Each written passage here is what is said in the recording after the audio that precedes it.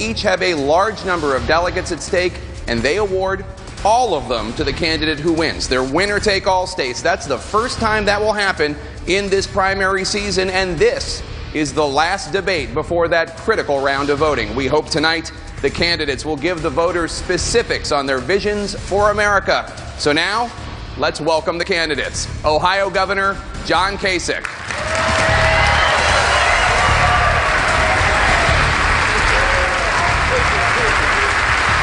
Senator Ted Cruz of Texas.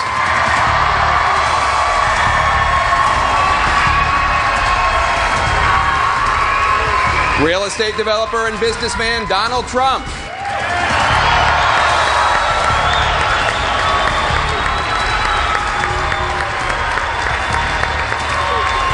Senator Marco Rubio of Florida.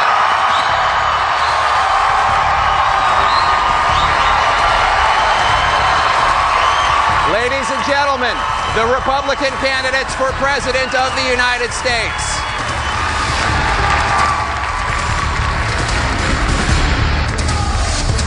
Before we begin this evening, we want to remember former First Lady Nancy Reagan, who passed away this week. Her funeral will be held tomorrow, and we would like to take a moment of silence to remember Nancy Reagan.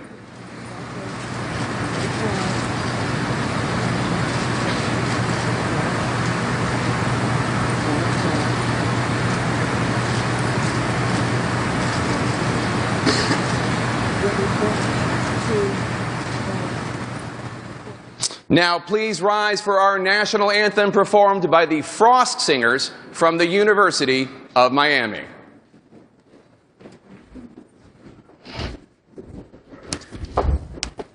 Got it.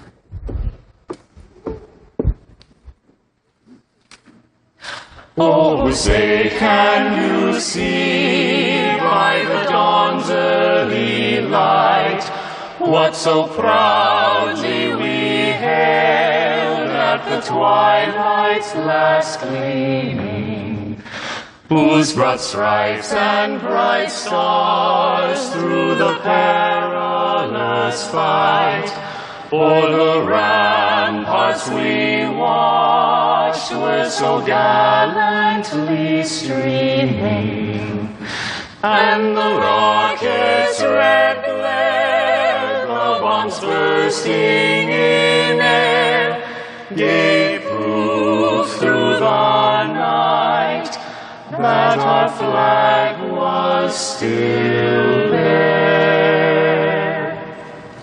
Oh, say does that star-spangled banner yet wave o'er the land of the free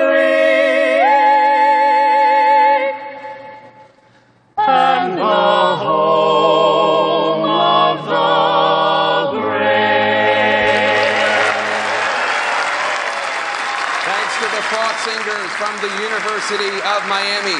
Candidates, you can now take your positions behind the podiums while I briefly explain the rules. As moderator, I will attempt to guide the discussion, asking questions and follow-ups. Joining me in the questioning this evening will be Washington Times reporter Stephen Dinan, CNN chief political correspondent Dana Bash, and Salem Radio's Hugh Hewitt.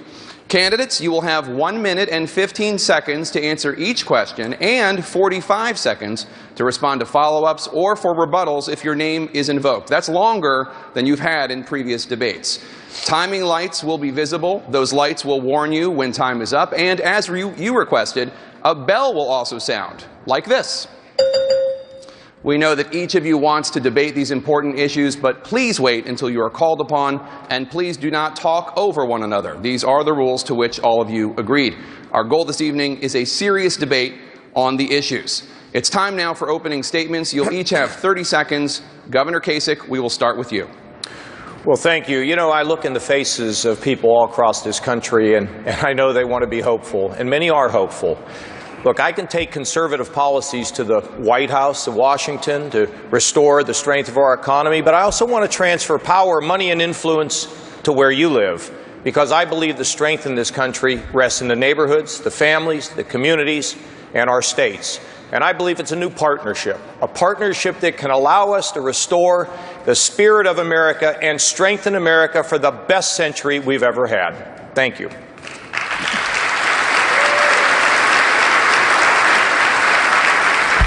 Senator Rubio. Every election's important. I believe this is the most important election in a generation. Because what's at stake in this election is not simply what party is going to be in charge or which candidate wins. What's at stake is our identity as a nation and as a people. For over 2 centuries, America has been an exceptional nation. And now the time has come for this generation to do what it must do to keep it that way. If we make the right choice in this election, our children are going to be the freest and most prosperous Americans that have ever lived. And the 21st century is going to be a new American century. Senator Cruz. 59 years ago, Florida welcomed my father to America as he stepped off the ferry boat from Cuba onto Key West. He was 18, he was filled with hopes and dreams, and yet he was in the freest land on the face of the earth. This election, this debate is not about insults, it's not about attacks, it's not about any of the individuals on this stage. This election is about you and your children. It's about the freedom America has always had and making sure that that freedom is there for the next generation, that we stop Washington from standing in the way of the hardworking taxpayers of America. Mr. Trump. One of the biggest political events anywhere in the world is happening right now with the Republican Party. Millions and millions of people are going out to the polls and they're voting. They're voting out of enthusiasm. They're voting out of love. Some of these people, frankly, have never voted before. 50 years old, 60 years old, 70 years old, never voted before. We're taking people from the Democrat Party. We're taking people as independents, and they're all coming out, and the whole world is talking about it. It's very exciting. I think, frankly, the Republican establishment, or whatever you want to call it, should embrace what's happening. We're having millions of extra people join. We are going to beat the Democrats. We are going to beat Hillary or whoever it may be, and we're going to beat them soundly.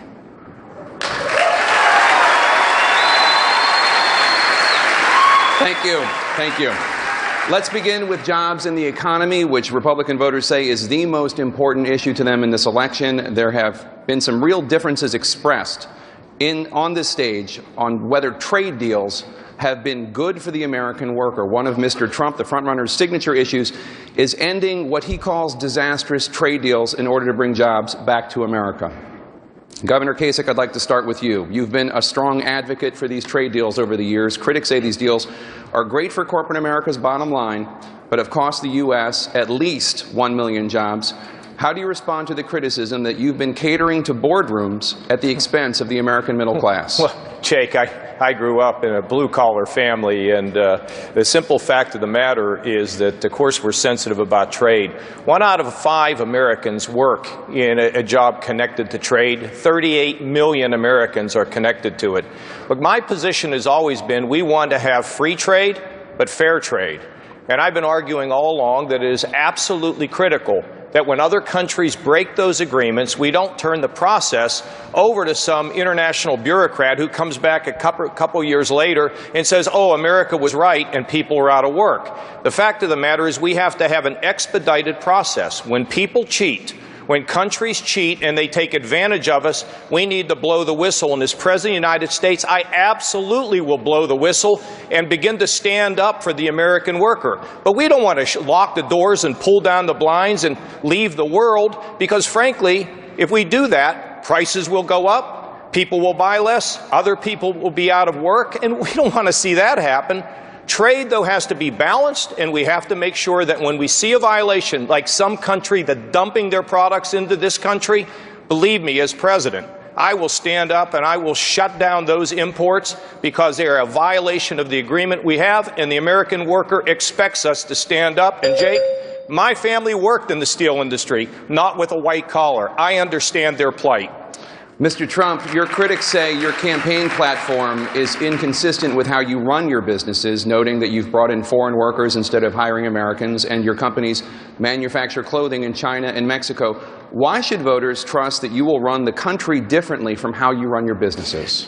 Because nobody knows the system better than me. I know the H-1B, I know the H-2B. Nobody knows it better than me. I'm a businessman. These are laws, these are regulations, these are rules. We're allowed to do it. And frankly, because of the devaluations that other countries, their monetary devaluations that other countries are constantly doing and brilliantly doing against us, it's very, very hard for our companies in this country, to compete.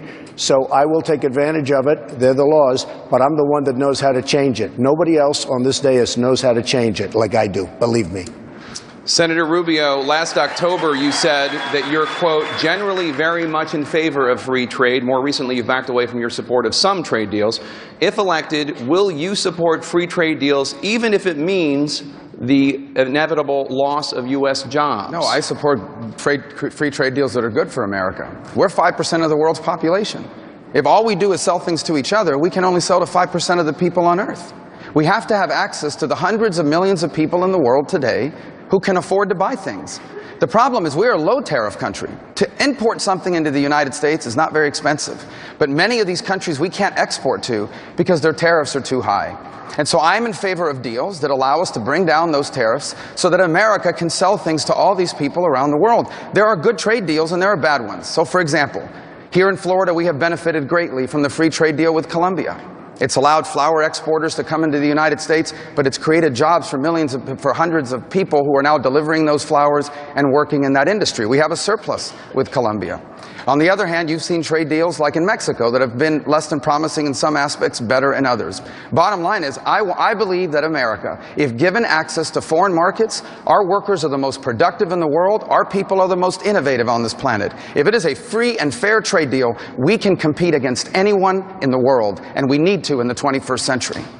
Senator Cruz, you were a supporter of the Pacific trade deal, but after taking some heat from conservatives, you changed your position. Why should these voters who don't like these trade deals trust that you will fight for them all the time and not just in election years? Actually, that's incorrect. There are two different agreements. There's TPA and TPP. I oppose TPP and have always opposed TPP, which is what you asked about.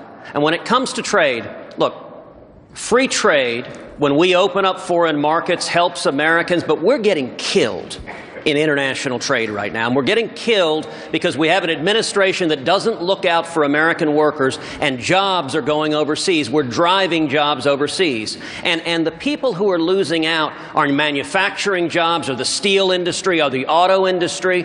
But I'll tell you who else is going to be losing out, which is the service industry. This Obama administration is negotiating the Trade and Services Agreement, which is another treaty to allow services to come in and take jobs from Americans as well. And you got to understand, trade and immigration are interwoven, and they're hurting the working men and women of this country. So the question is, what's the solution? It's easy to talk about the problems, but do you have a solution to fix it? And I think the solution is several things. Number one, we need to negotiate trade deals protecting American workers first, not the corporate boardroom. Number two, we need to lift the regulations on American businesses here so we see jobs coming back. And number three, we need a tax plan like the tax plan I've introduced that will not tax exports and that will tax imports, and that will bring millions of high-paying jobs back to America. Let's talk more about how American jobs are impacted by foreign workers. Let's go to Stephen Dinan of the Washington Times. Stephen.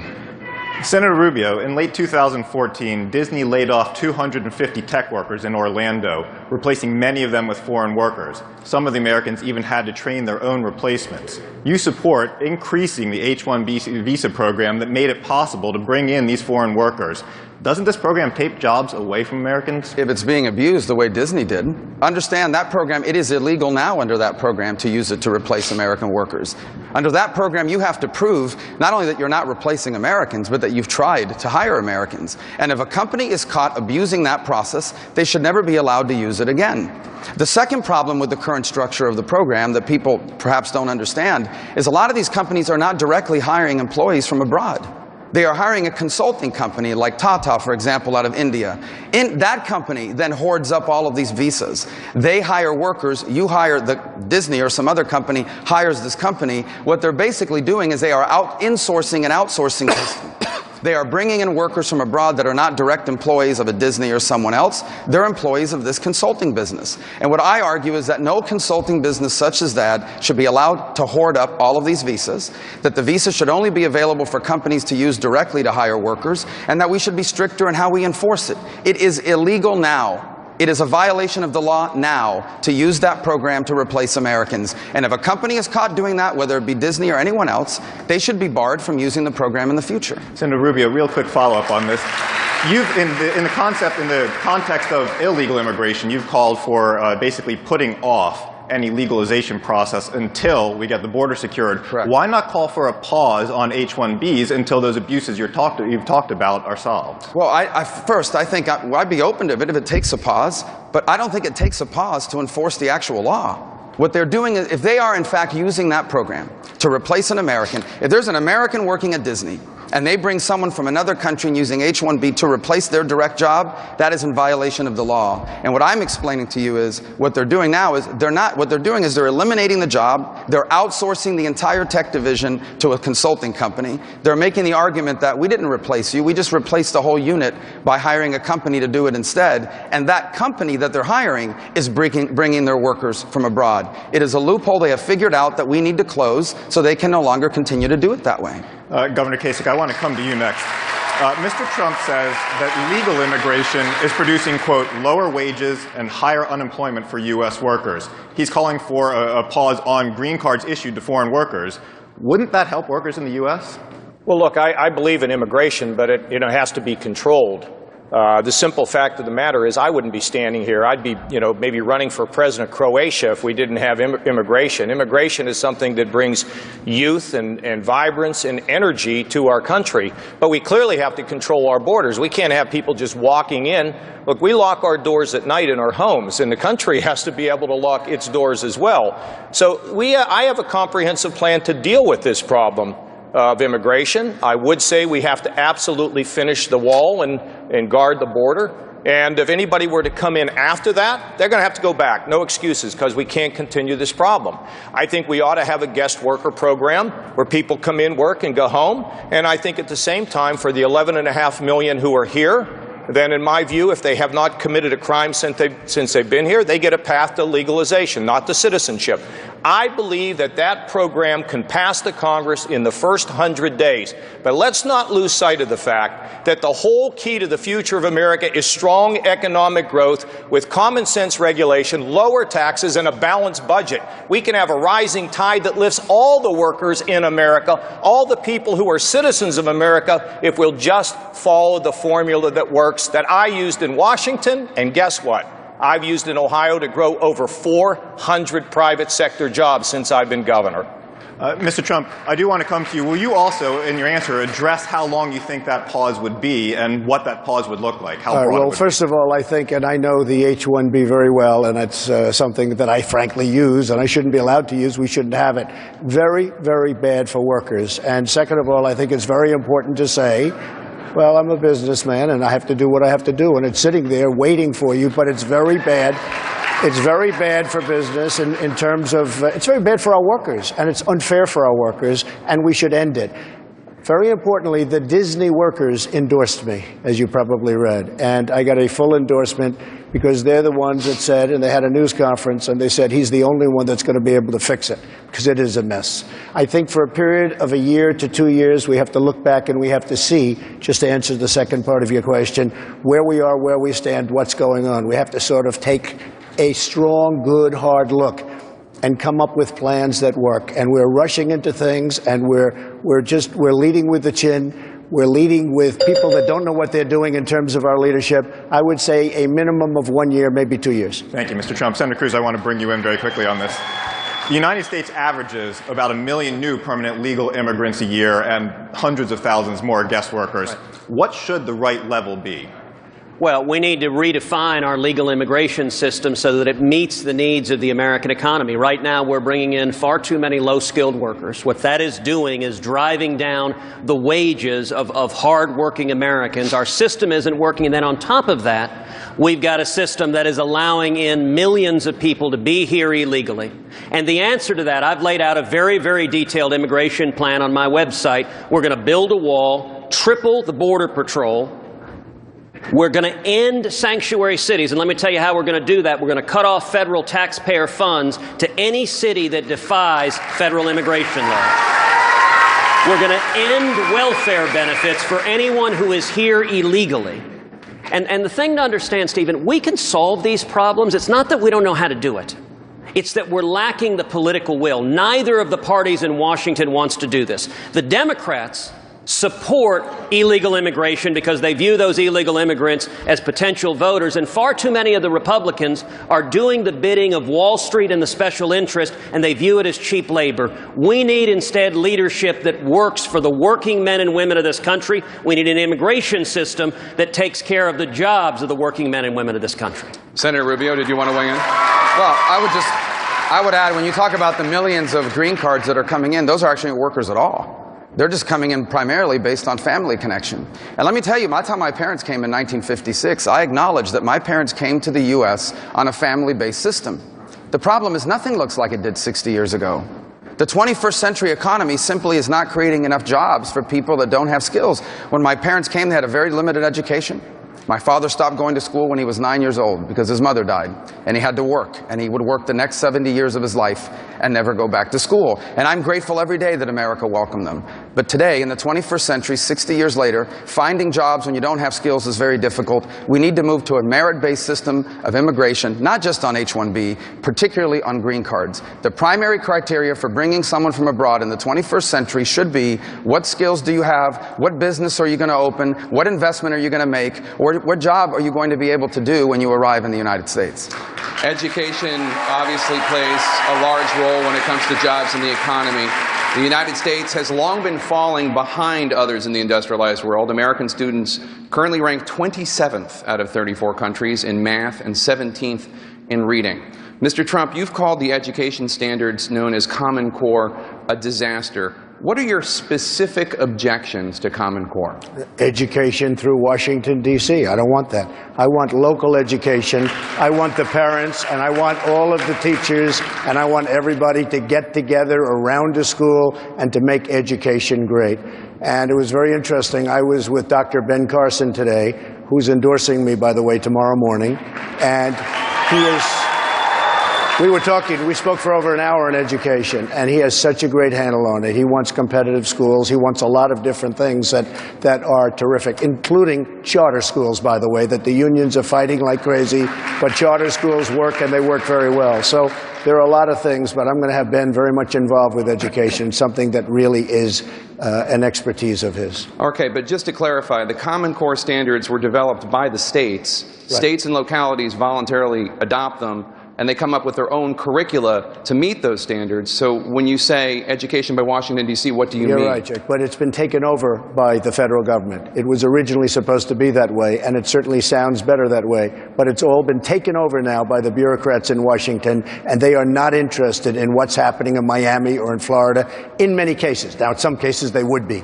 But in many cases, they're more interested in their paycheck and the big bureaucracy than they are taking care of the children. Governor Kasich, you have called opposition to Common Core hysteria. What is your response to grassroots conservatives who do not agree with you? Well, look, all I'm in favor of in Ohio is high standards. First of all, let me tell you, I would take 125 federal education programs, put them in 4 buckets, and send them back to the states. Okay, I've been working on this for many, many years. Secondly, Jake, in our state, the state school board sets the standards, and we want high standards because we've not always had high standards, unfortunately. They set the standards, and the local school boards developed the curriculum. Not only did we have that in the law, we reasserted it in the law, and we also want parental advisors in the local school district so that, in fact, frankly, education has to be run at the school board level with a little guidance from the state. Now, on top of that, you want to talk about the 21st century and what we need to do with our kids. We need to start connecting them to the real world. We need to be training them for the jobs of the 21st century, not the jobs of 20 years ago. We need vocational education starting in the 7th grade, where kids can get that kind of education that can take them to college, but all the way through their K through 12. They ought to be connected with the real world jobs. Frankly, what ought to happen is we ought to get them to pursue their God-given talents and connect them with the things that give them passion. And that's exactly what we're doing in Ohio, combined with mentoring programs to talk to kids about what their future can be. So let me be clear. Local control, obviously, high state standards, that's what it is in the state of Ohio. So, Senator Cruz, let me bring you in. You object to Common Core. Governor Kasich says it's local school boards developing local curriculum to meet higher standards. What's wrong with that? Common Core is a disaster. And if I am elected president, in the first days as president, I will direct the Department of Education that Common Core ends that day. Now, let me tell you why you can do that, because it's easy to talk about the problem, but you have to understand the solutions. The Obama administration has abused executive power in forcing Common Core on the states. It has used race-to-the-top funds to effectively blackmail and force the states to adopt Common Core. Now, the one silver lining of Obama abusing executive power is that everything done with executive power can be undone with executive power, and I intend to do that. Beyond that, though, Jake, I intend to work to abolish the Federal Department of Education and send education back to the states and back to the local governments. And let me say finally, the most important reform we can do in education after getting the federal government out of it is expand school choice, expand charter schools and home schools and private schools and vouchers and scholarships, and give every child, African American, Hispanic, every child in need, an opportunity to access to a quality education. Let's move on to another topic of particular interest here in Florida. Florida has the highest percentage of seniors in the country. There are 3.1 million senior citizens here who receive Social Security benefits, and they're very interested in hearing what you candidates intend to do to keep Social Security going for future generations. Let me turn now to my colleague, Dinan. Senator Rubio, you argue Americans your age must have an honest conversation about making Social Security sustainable.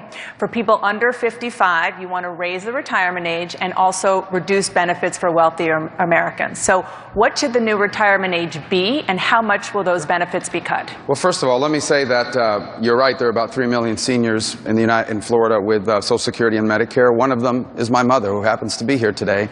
I'm against any changes to Social Security that are bad for my mother. And we don't have to make any changes for them. But anyone who tells you that Social Security can stay the way it is lying. Any politician that goes around saying we don't have to do anything, all we have to do is raise a few taxes or just leave it the way it is, they're not being honest with you. Social Security will go bankrupt, and it will bankrupt country with it. So what it will require is people younger, like myself, people that are 30 years away from retirement, to accept that our Social Security is going to work differently than it did for my parents. For example, instead of retiring at 67, the way I'm supposed to retire, I'd have to retire at 68. If I were still in the Senate, I'd be one of the youngest people there. If I've made a lot of money, my Social Security benefit will not grow as fast as someone who made less money. And by the way, Medicare could very well become the option of using my Medicare benefit to buy a private plan that I like better. Medicare Advantage does that now. These are not unreasonable changes to ask of someone like myself, who is 25 or 30 years away from retirement, in exchange for leaving the program undisturbed for the people that are on it now or about to retire, and ensuring that we do not bankrupt our country and that this program still exists when my children retire, when my grandchildren retire, when I retire. Senator, the question was specifics, though.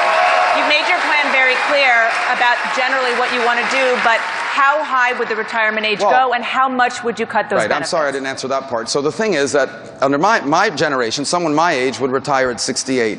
We would continue to allow it to increase the retirement age for future generations until it hits 70.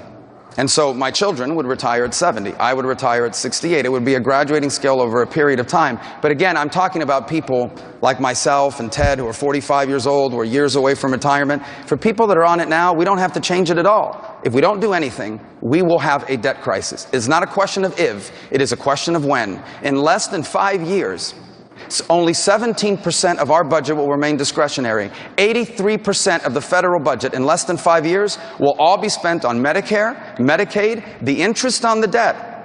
That's it. All of it will be eaten up by that. That's a debt crisis, and it will be debilitating to our economy, and our children deserve better than to inherit a debt crisis. Mr. Trump, you don't want to raise the retirement age, and you also don't want to cut benefits even for wealthier Americans. But according to the Social Security Administration, unless adjustments are made, Social Security is projected to run out of money within 20 years. So specifically, what would you do to stop that from happening? Well, first of all, I want you to understand that the Democrats, and I've watched them very intensely, even though it's a very, very boring thing to watch, that the Democrats are doing nothing with Social Security. They're leaving it the way it is. In fact, they want to increase it. They want to actually give more. And that's what we're up against. And whether we like it or not, that is what we're up against. I will do everything within my power not to touch Social Security, to leave it the way it is, to make this country rich again, to bring back our jobs, to get rid of deficits, to get rid of waste, fraud, and abuse, which is rampant in this country. Rampant. Totally rampant. And it's my absolute intention to leave Social Security the way it is, not increase the age, and to leave it as is.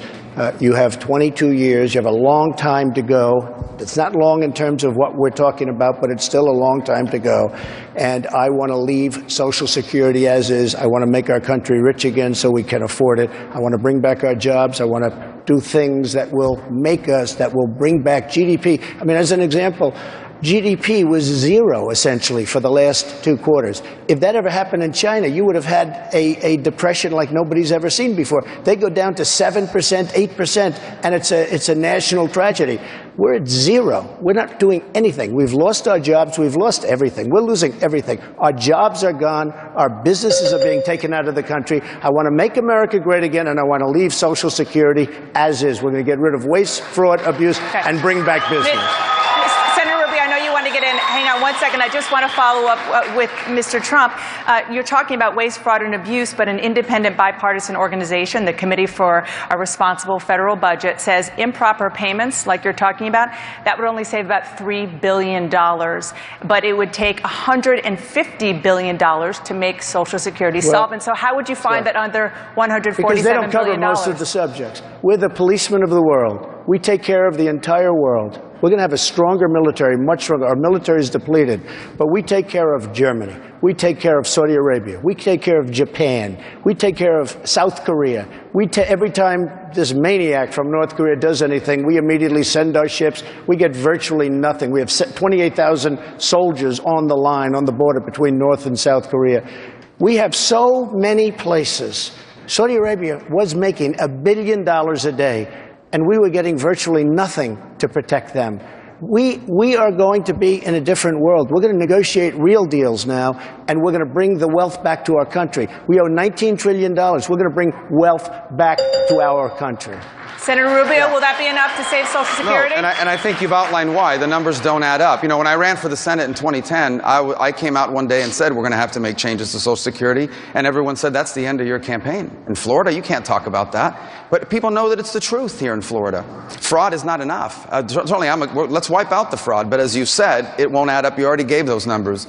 The second point is on foreign aid. I hear that all the time as well. I'm against any sort of wasting of money on foreign aid, but it's less than 1% of our federal budget.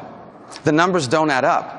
The bottom line is we can't just continue to tiptoe around this and throw out things like I'm going to get it for fraud and abuse. Let's get rid of fraud. Let's get rid of abuse. Let's be more careful about how we spend foreign aid. But you still have hundreds of billions of dollars of deficit that you're going to have to make up. And here's the thing. If we do not do it, we will have a debt crisis, not to mention a crisis in Social Security and Medicare. Both parties have taken far too long to deal with it. It is one of the major issues confronting America. It's barely been asked in any of these debates. And we better deal with it, or we're going to have to explain to our children why they inherited this disaster. Mr. Trump, Senator Rubio says your numbers don't add up. What's your response? Senator Rubio says that your numbers don't add up. What's your response, Mr. Trump? Well, I don't know if you're saying that. Look, I'm just saying very simply, we have a country that I've never seen anything like it. I've been going over budgets and looking at budgets. We don't bid things out. We don't bid out, as an example, the drug industry, pharmaceutical industry. They don't go out to bid. they just pay almost as if you're walking to a drugstore. That's what they're paying. And the reason is they have a fantastic lobby. They take care of all of the senators, the congressmen. They have great power, and they don't bid out. The military is never properly bid. When we go out to military bids, it's not properly bid. And the people that really sell us the product are oftentimes the product we don't want, only because that particular company has political juice, okay? I'm self-funding my campaign. Nobody's going to be taking care of me. I don't want anybody's money. I will tell you something. We're going to go out to bid in virtually every different facet of our government. We're going to save a fortune. Thank you, Mr. Trump. Senator Cruz, you advocate allowing younger workers to put some of their Social Security taxes into personal accounts. What do you say to critics who say that market volatility means that this is a disastrous proposal? Well, number one, we need to see responsibility. Social Security right now is careening towards insolvency, and it's irresponsible, and any politician that doesn't step forward and address it is not being a real leader. We need to see political courage to take this on and save and strengthen Social Security. And as president, what I will do for seniors, for anyone at or near retirement, there will be no changes whatsoever. Every benefit will be protected to the letter. But for younger workers, we need to gradually raise the retirement age.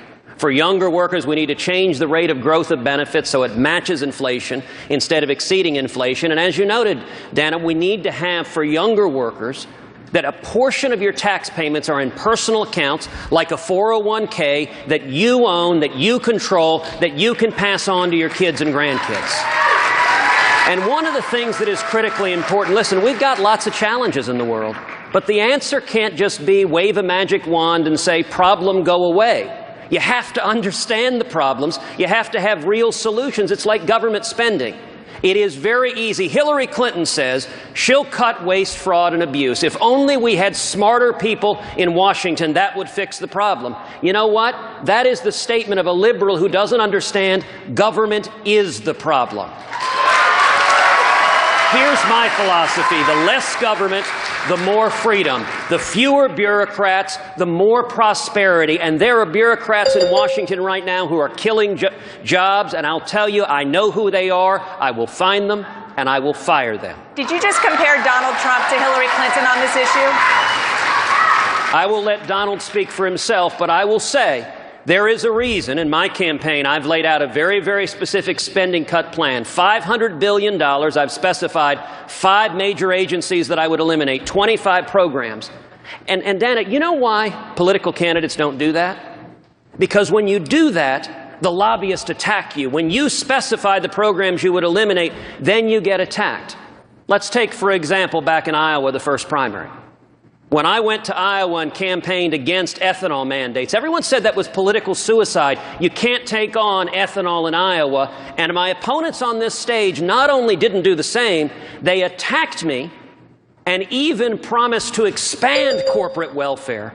If we're going to stop bankrupting our kids and grandkids, you've got to be willing to take on the lobbyists, which means not just some fanciful waste, fraud, and abuse, but specifying these are the programs I will eliminate so that we can take care of the hardworking taxpayers. Mr. Trump, would you like to respond? Yeah. If you look back to Iowa, Ted did change his view and his stance on ethanol quite a bit. He did. And at the end, not full on, but he did change his view in the hopes of maybe doing well. And, you know, I think everybody knows that. It was a front page story all over the place. And he did make a change. Senator Cruz? Listen, if you're fed up with Washington, the question you ought to be asking is who's willing to take on Washington. It's easy to have language, I'm fed up with the corruption in Washington. But if you have a candidate who has been funding liberal Democrats and funding the Washington establishment, it's very hard to imagine how suddenly this candidate is going to take on Washington. When I stood up and led the fight against Obamacare, Washington was furious and attacked me, but I did it because I was honoring my commitment to the hardworking men and women of this country who are losing their jobs because of Obamacare. When I led the fight against amnesty, it's because I was standing with the people against Washington. And if you want to tell people you're going to stand against Washington, the question we should ask is, when have you ever stood up to the lobbyists in Washington. Okay, Mr. Trump, I'll let you respond because he mentioned you, but then I'm going to move on to Governor Kasich. Go ahead. Well, that's fine. First of all, Ted was in favor of amnesty, so there's no question about that. And Sheriff Joe Arpaio, Sheriff Joe Arpaio recently endorsed me, and there's nobody tougher on the borders than Sheriff Joe. And Jeff Sessions, one of the most respected senators in Washington, an incredible man, also endorsed me. And there's nobody that knows more about the borders than Senator Jeff Sessions. I would say this: we're all in this together. We're going to come up with solutions. We're going to find the answers to things. And so far, I cannot believe how civil it's been up here. Let's get back to Social Security. You told a voter in New Hampshire to, quote, get over cuts to Social Security benefits because you have a reform plan, and that is just the reality, you say, that is out there. Why is cutting Social Security payments the solution? Well, first of all, we hear about taking on Washington. I took on Washington and I won. I actually got the budget balance when I was a member of the Congress, the chairman of the Budget Committee. We paid down $500 billion of the national debt. We also balanced the budget 4 years in a row, and we were just growing jobs like crazy, and the wage issue was not even an issue then. I also had a plan in 1999 to save Social Security and take the $5 trillion projected surplus and not only have Social Security for our young people, but also to give them private accounts. Now, there are more 18-year-olds who believe they have a better chance of seeing a UFO than a Social Security check. And we have a lot of seniors who are very nervous. I have a plan to fix it that doesn't even require raising the retirement age. If you've had wealth throughout your lifetime, when the time comes for you to be on Social Security, you'll still get it. It will just simply be less. And for those people who depend on that Social Security, they'll get their full benefit. That's the way it will work. And we don't have to monkey around with the retirement age. And how do I know that? I've done all this before. This is not a theory. Do you have to take on entitlement programs to balance a budget? Yes, but it doesn't mean you have to cut them. It means you need to innovate them the way we do things in the 21st century. So not only did we have a balanced budget in Washington, but when I went to Ohio, we were $8 billion in the hole, and now we're $2 billion in the black. Our credit is strong. We're up 400,000 jobs, and I want to go back with the same formula to beat the Washington insiders again. And I will get it done, and this country will be much stronger economically as a result. Thank you, Governor. Let's take a broader look at the Republican Party now. Mr. Trump, one of the concerns that your opponents have expressed throughout the course of this campaign is the notion that, in their estimation, you hold views that are at direct odds with Republican Party tradition. How are you looking to fundamentally change the Republican Party as its potential leader? What should the Republican Party stand for in 2016? Well, first of all, I don't really think that. I think that I hold views that are very similar to many of the people. We are more inclusive, and if you look at the polls and if you look at the millions of people that have been pouring into the polls, it's, again, the biggest story. You look at all of these people that are coming in, something's happening. I am different in one primary respect, and that's trade. I feel that we have had horrible negotiators, horrible trade deals. The jobs in this country are disappearing, and especially the good jobs. You look at the recent jobs reports, which are really done so that presidents and politicians look good. Because all of these people looking for jobs, when they give up, they go home, they give up, and they're considered statistically employed. So that's that. But I will say, trade deals are absolutely killing our country. The devaluations of their currencies by China and Japan and many, many other countries, and we don't do it because we don't play the game. And the only way we're going to be able to do it is we're going to have to do taxes unless they behave. If you don't tax certain products coming into this country from certain countries that are taking advantage of the United States and laughing at our stupidity, we're going to continue to lose businesses and we're going to continue to lose jobs. And if you look at the average worker over the last 12 years, their salary and their pay have gone down, not up. It's gone down. And I think that's why there's been such an outpouring of love to what I'm saying. Thank you, Mr. Trump. Senator Cruz, Donald Trump has so far won 35% of the vote. Those people are signing up to his vision of the Republican Party. What do you think is wrong with that vision? Well, Donald is right, for example. He was just talking about international trade. He's right about the problems, but his solutions don't work. So, for example, his solution on international trade, he proposed earlier a 45% tariff on foreign goods. Now, he backed away from that immediately, and he may come back with a different number tonight. I don't know where he'll be tonight. But I'll tell you what happens You know, we've seen prior presidential candidates who proposed massive tariffs. You know, Smoot-Hawley led to the Great Depression. And the effect of a 45% tariff would be when you go to the store, when you go to Walmart, when you're shopping for your kids, the prices you pay go up 45%. But not only that, when you put those in place, because a tariff is a tax on you, the American people, but the response of that is that the countries we trade with put in their own tariffs. A much better solution that works is the tax plan I've laid out, which would enable our exports to be tax-free, would tax our imports, would not raise prices for Americans, and would not result in reciprocal tariffs. Thank you. Fix the problem, and that's what's missing from Senator. what Donald says. Mr. Trump will give you a chance to respond. The 45% tax is a threat. It was not a tax, it was a threat. It will be a tax if they don't behave. Take China as an example. I have many friends, great manufacturers, they want to go into China. They can't. China won't let them. We talk about free trade. It's not free trade, it's stupid trade. China dumps everything that they have over here. No tax, no nothing, no problems, no curfews, no anything. We can't get into China. I have the best people, manufacturers, they can't get in. When they get in, they have to pay a tremendous tax. The 45% is a threat that if they don't behave, if they don't follow the rules and the regulations so that we can have it equal on both sides, we will tax you. It doesn't have to be 45, it could be less, but it has to be something because our country and our trade and our deals and most importantly, our jobs are going to hell. Senator Cruz.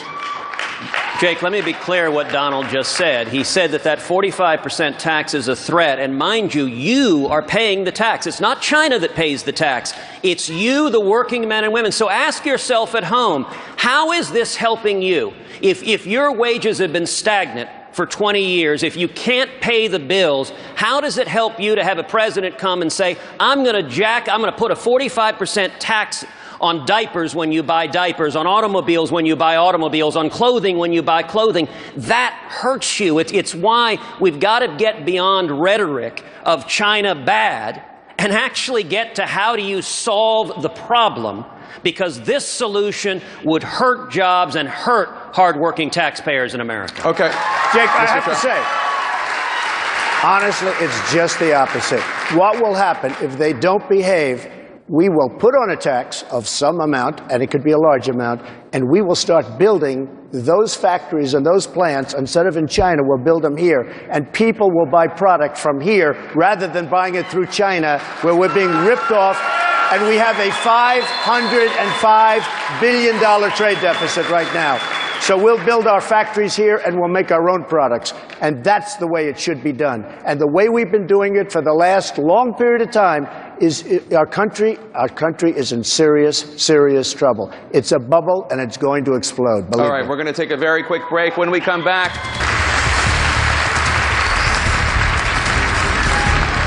welcome back to the CNN Republican presidential debate in Miami, Florida. Mr. Trump, let me start with you. Last night you told CNN, quote, Islam hates us. Did you mean all 1.6 billion Muslims? I mean a lot of them. I mean a lot of them.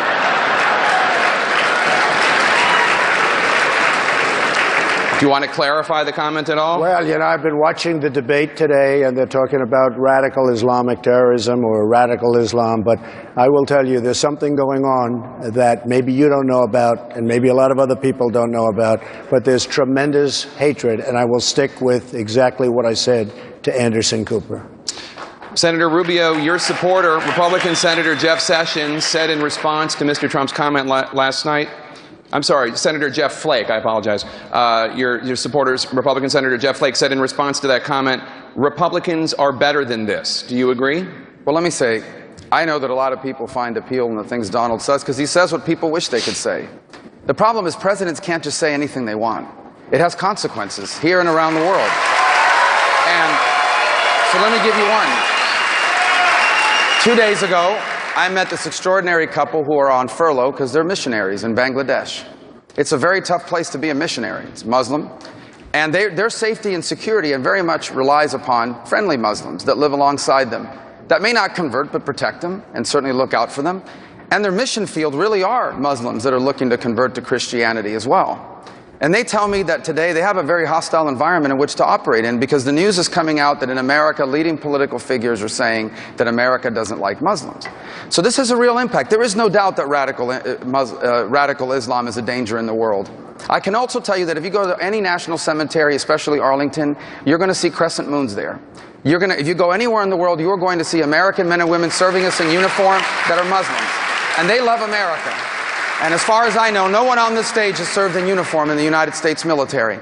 Anyone out there that has the uniform of the United States on and is willing to die for this country is someone that loves America, no matter what their religious background may be. Mr. Trump?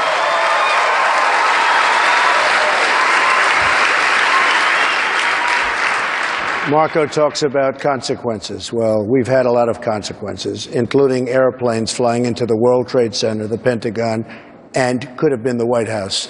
There have been a lot of problems. Now, you can say what you want, and you can be politically correct if you want.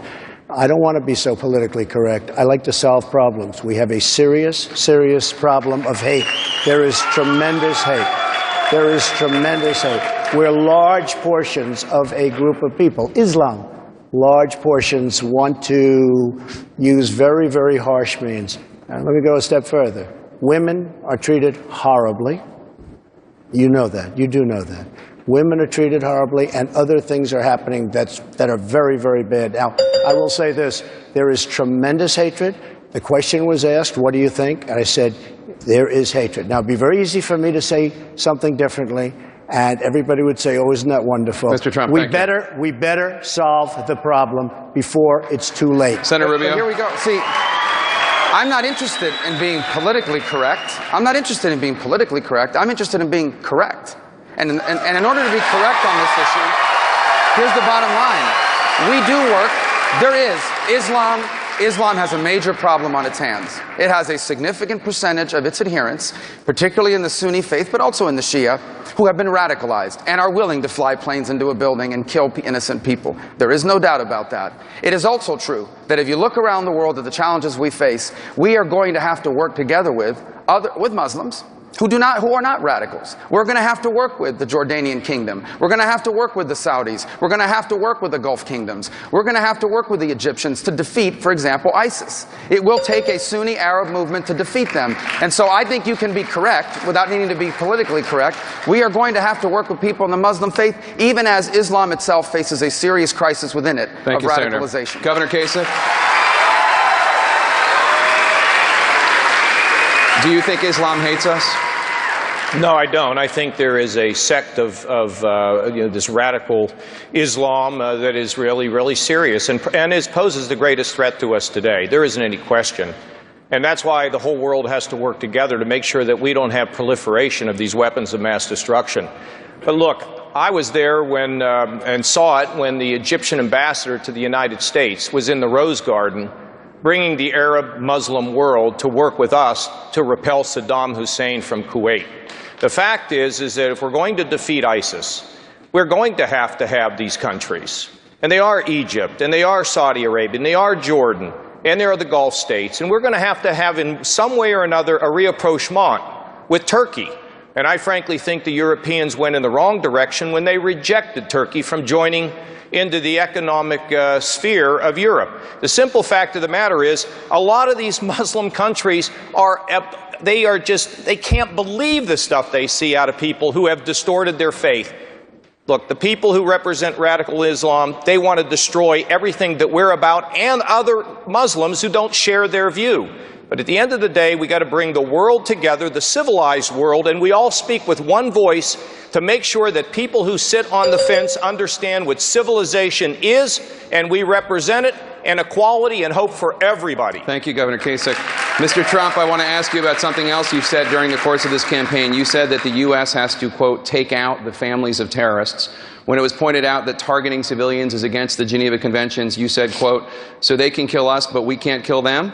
It is against federal, military, and international law to target civilians. So how will you order the military to target the families of suspected terrorists while also abiding by the law? First of all, let me go back to the other just for a second. In large mosques all over the Middle East, you have people chanting death to the USA. Now, that does not sound like a friendly act to me.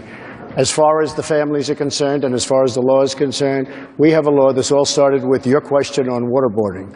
We have a law that doesn't allow right now waterboarding. They have no laws, they have no rules, they have no regulations. They chop off heads, they drown 40, 50, 60 people at a time in big steel cages, pull them up an hour later, everyone dead, and we're working on a different set of parameters. Now, we have to obey the laws, okay? Have to obey the laws, but we have to expand those laws because we have to be able to fight on at least somewhat of an equal footing, or we will never, ever knock out ISIS and all of the others that are so bad. We better expand our laws or we're being a bunch of suckers, and they are laughing at us. They are laughing at us, believe me. Senator Rubio, would you as president pursue a policy of targeting the families of suspected terrorists? No, of course not. And we don't have to in order to defeat terrorists. The way you defeat terrorists is pretty straightforward. It's difficult to do, but it has to be done. When I'm president of the United States, the best intelligence agencies in the world that right now have been hamstrung, they're going to be expanded, and the best intelligence agencies in the world are going to find terrorists. And then the best military in the world, which needs to be rebuilt because Barack Obama is gutting our military. He's going to leave us with the smallest army since the end of World War II, and the smallest Navy in a century, and the smallest Air Force we've ever had. We are going to rebuild that military, and that military is going to find the terrorists and destroy them. And if we capture any of these terrorists alive, they're not going to have the right to remain silent, and they're not going to go to a courtroom in Manhattan. They're going to go to Guantanamo Bay, Cuba, and we will find out everything they know, and we'll do so legally. Senator Cruz, you've talked about changing the rules of engagement in battle against ISIS. Would that include targeting the families of suspected terrorists? No, of course not. We've never targeted innocent civilians, and we're not going to start now. But listen, Jake, I understand. People are scared, and for 7 years we faced terrorist attacks, and President Obama lectures Americans on Islamophobia. That is maddening. But the answer is not simply to yell, China bad, Muslims bad. You've got to understand the nature of the threats we're facing and how you deal with them. And yes, it is true, there are millions of radical Islamic terrorists who seek to kill us. We need a president commander-in-chief focused on fighting them.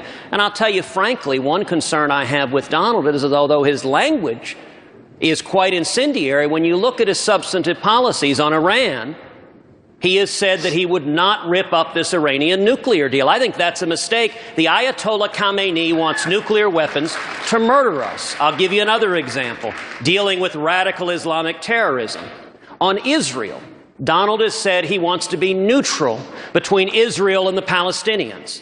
As president, I will not be neutral. And let me say, this week, a Texan, Taylor Force, he was an Eagle Scout, he was a West Point graduate, he was an Army veteran. He was murdered by a Palestinian terrorist this week in Israel. And I don't think we need a commander-in-chief who is neutral between the Palestinian terrorist and one of our strongest allies in the world, the nation of Israel. Thank you, Senator Cruz.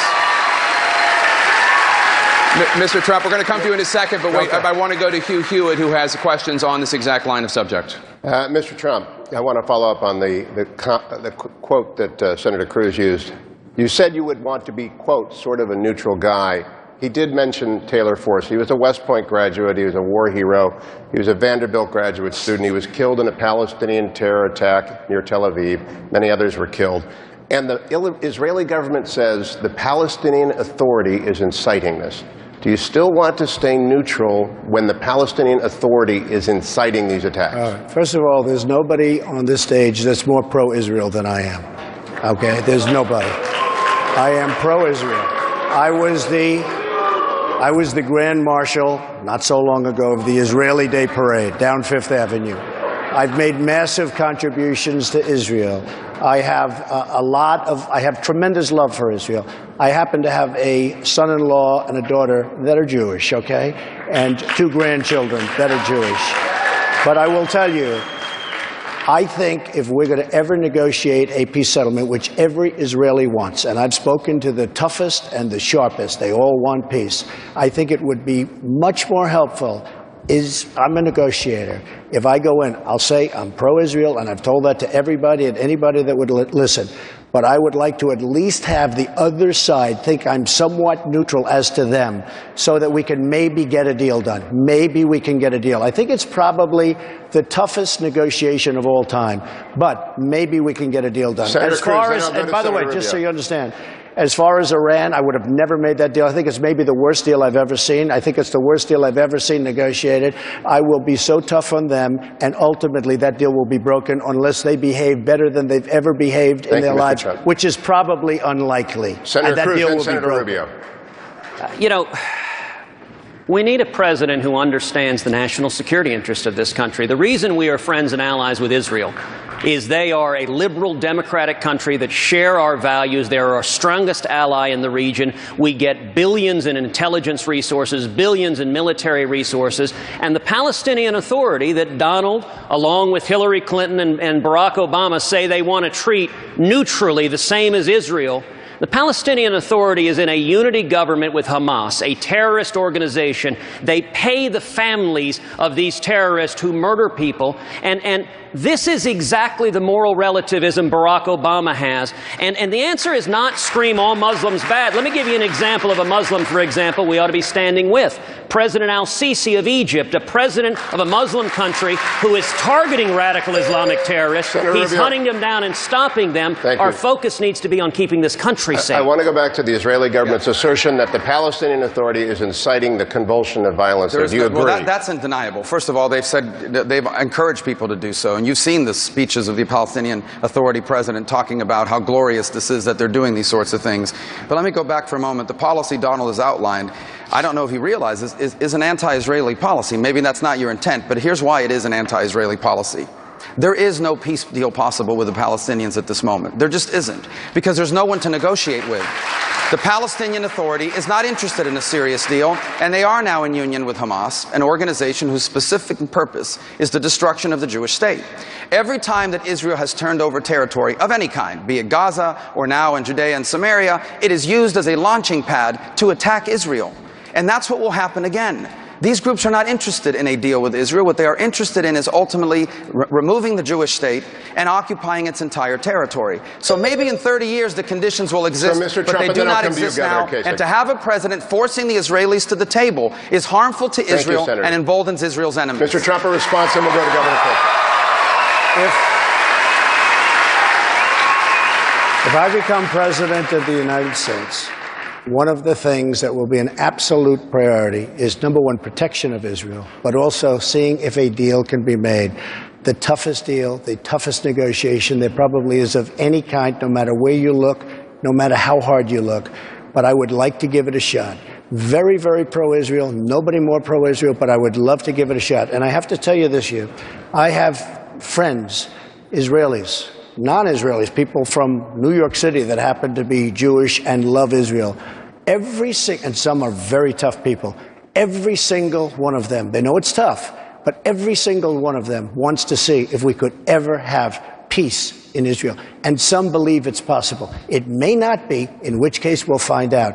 But it would be a priority if I become president to see if I can do it. Do you agree with the Israeli government that the Palestinian Authority is inciting this violence? Well, there's no question. They were saying that the Israelis intended to go to the Dome of the Rock. I mean, when you think about this, thank goodness we worked with the Israelis to give them the Iron Dome.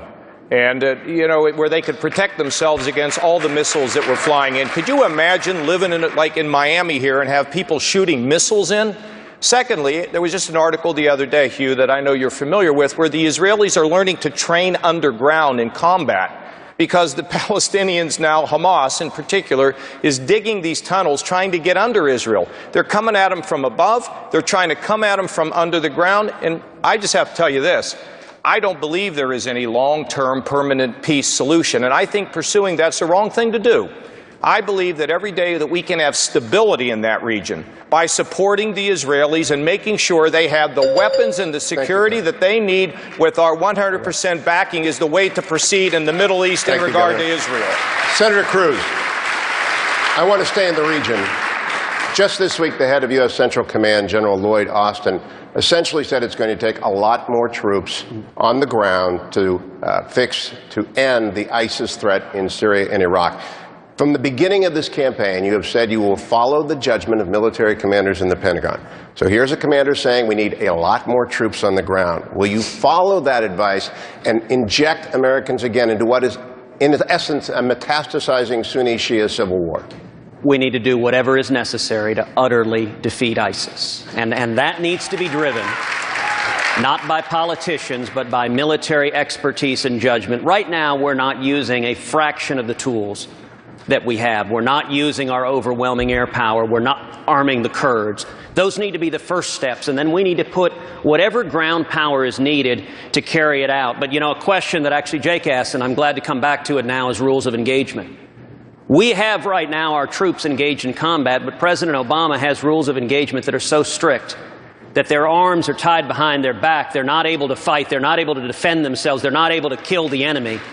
And I got to tell you, Hugh, I think that is wrong. It is immoral. And I give my word to every soldier, sailor, and airman and Marine, and to every wife and husband, every son and daughter, every mother and father, that will end in January 2017. Governor Kasich, if it takes 20 or 30,000, if the Pentagon says that's what needs to be done, will you follow their advice? Hugh, I've said all along and laid out my foreign policy. I'm going to remind everybody that 55% of the foreign policy experts in this country said I was the best to be commander-in-chief. I spent 18 years on the Defense Committee, Armed Services, and then I was in the Pentagon with Donald Rumsfeld after 9/11, in and out for a couple years. We absolutely have to win this with a coalition. The Arabs have to be with us. The Europeans have to understand that this threat is closer to them than even is as close as it is to us. And in addition to that, you have to be in the air and you have to be on the ground. And you bring all the force you need. It's got to be shock and awe in the military speak. Then once it gets done, and we will wipe them out, once it gets done, it settles down, we come home and let the regional powers redraw the map if that's what it takes. Mr. Trump, more troops? We really have no choice. We have to knock out ISIS. We have to knock the hell out of them. We have to get rid of it, and then we have to come back here and rebuild our country, which is falling apart. How many are we have no speaking choice. about? I would listen to the generals, but I'm hearing numbers of 20 to 30,000. We have to knock them out fast. Look, we're not allowed to fight. We can't fight. We're not knocking out the oil because they don't want to create environmental pollution up in the air. I mean, these are things that nobody even believes. They think we're kidding. They didn't want to knock out the oil because of what it's going to do to the carbon footprint. We don't fight like we used to fight. We used to fight to win. Now we fight for no reason whatsoever. We don't even know what we're doing. So the answer is we have to knock them out. We have to knock them out fast, and we have to get back home, and we have to rebuild our country, which is falling apart. Thank you, Mr. Trump. Let's turn from current conflicts to those who have served in conflicts. Senator Rubio, according to a VA study, of the 22 veterans who commit suicide every day, 17 of them have no connection to the VA. The VA believes that this lack of connection is one of the reasons for this tragically high suicide rate. What specifically would you do as president to make sure that veterans in crisis are able to get the help they need? Well, first let me say that 1 out of 4 calls to our office these days is about a veteran here in Florida that's struggling with a VA. My brother's a veteran. He's struggling with a VA. The other day we heard this horrible story. It was a headline in the USA Today, and it said, "Calls to the VA suicide hotline went to voicemail." Well, about a few days ago, we now found out that one of the gentlemen, one of the veterans who left a voicemail, committed suicide. And they happened to call him back the day after he died. People need to be held accountable for this. One of the things I'm proudest of is that in my time in the U.S. Senate, working with Jeff Miller here from Florida, in a bipartisan way, and I'll give him credit, Bernie Sanders was a part of this, we passed the VA Accountability Bill. And what it did is it created now a law that gives the VA secretary, because of the law I passed, it gives the VA secretary the power to fire people that aren't doing a good job. Senior executives should be held accountable if the VA outreach isn't working. The problem is no one's being held accountable. Even after we passed that law, no one's been fired for no outreach. No one's been fired for calls going to the voicemail. No one's been disciplined. No one's been demoted. When I'm President of the United States, if you work at the VA and you are not doing a good job, you will be fired from your job at the VA. Governor Kasich, the Veterans Affairs Department is one of the biggest line items in the domestic budget. As part of its attempt to cut costs, the Republican-controlled House of Representatives just voted to try to reduce spending in the post-9/11 GI Bill. Should veterans' benefits be part of attempts to reduce the deficit? I haven't seen the provisions of that bill, Jake. My initial instincts are no. And let me just say about the VA, when a veteran comes home, they ought to have access to health care wherever they want to go at any time, number one. Number two, the Veterans Administration needs to be restructured, it needs to be downsized and spread out.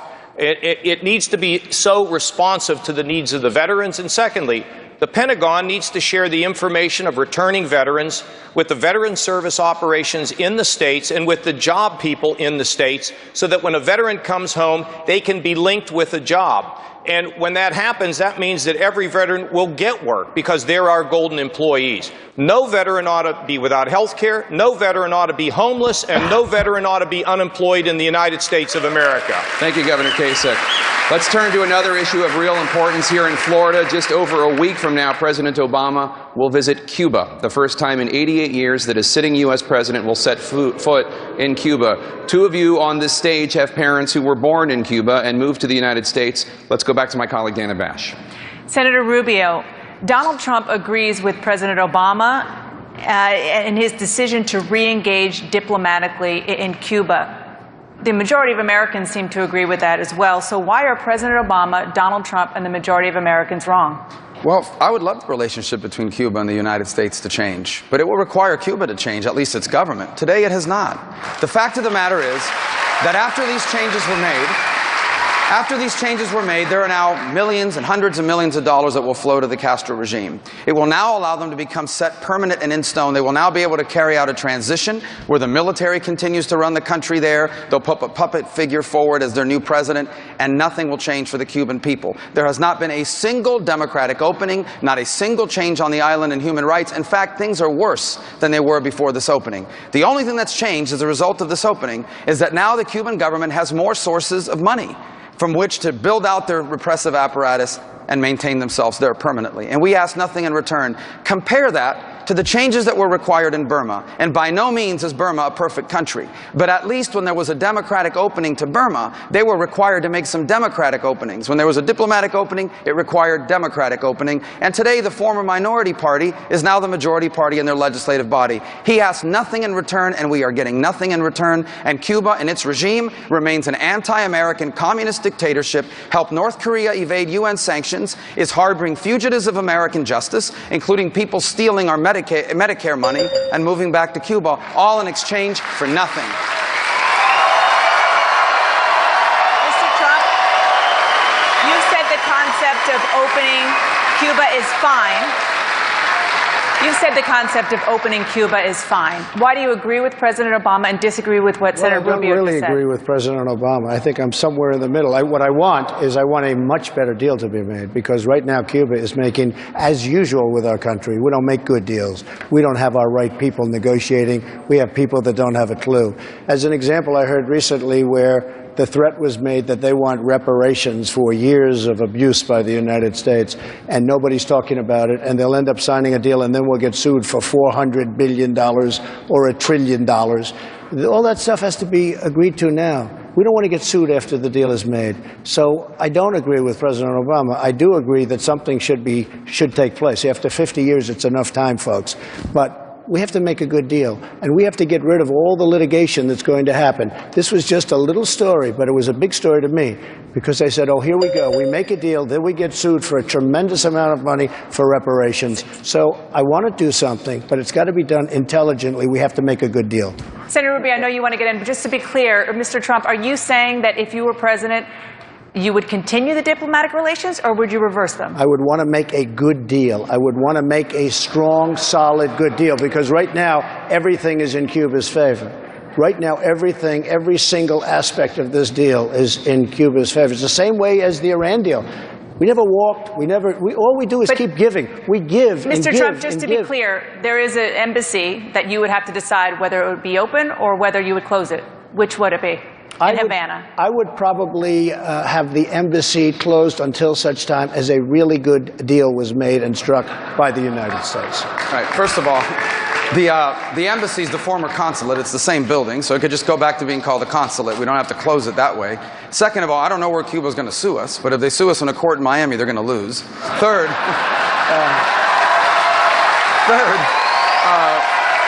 on the issue of a good deal, I know what the good deal is. I'll tell you what the good deal now is already codified. Here's a good deal. Cuba has free elections. Cuba stops putting people in jail for speaking out. Cuba has freedom of the press. Cuba kicks out the Russians from Lourdes and kicks out this Chinese listening station in Behukal. Cuba stops helping North Korea invade UN sanctions. Cuba takes all of those fugitives of American justice, including that cop killer from New Jersey, and send her back to the United States and to jail where she belongs. And you know what? Then we can have a relationship with Cuba. That's a good deal. Thank you, Senator Rubio. Senator Cruz, if you become president... Senator Cruz, if you become president, would you reverse course and once again break diplomatic relations with Cuba?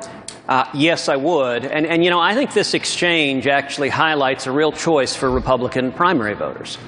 When it comes to foreign policy, do you want to continue on the same basic trajectory as the last 7 years of the Obama foreign policy?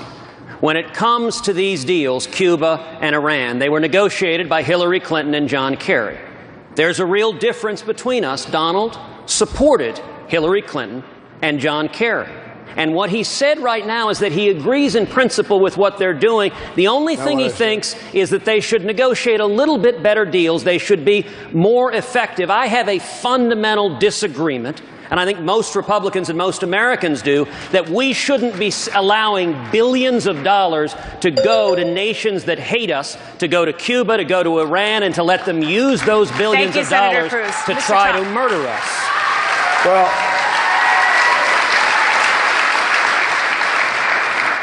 if Ted was listening, he would have heard me say something very similar. I said we would not do the deal unless it was going to be a very good deal for us. And I think I said it loud, and I think I said it very clear.